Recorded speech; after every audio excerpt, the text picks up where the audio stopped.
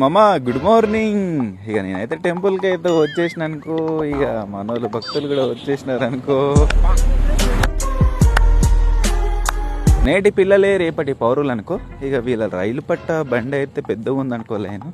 So నేను కూడా చిన్నగా ఉన్నప్పుడు డాక్టర్, పోలీసు, పిటి సార్ ఇవన్నీ ఎగిరిన ఆఖరికైతే కటింగ్ షాప్లోకి వచ్చి ఓనర్ అయినా అనుకో.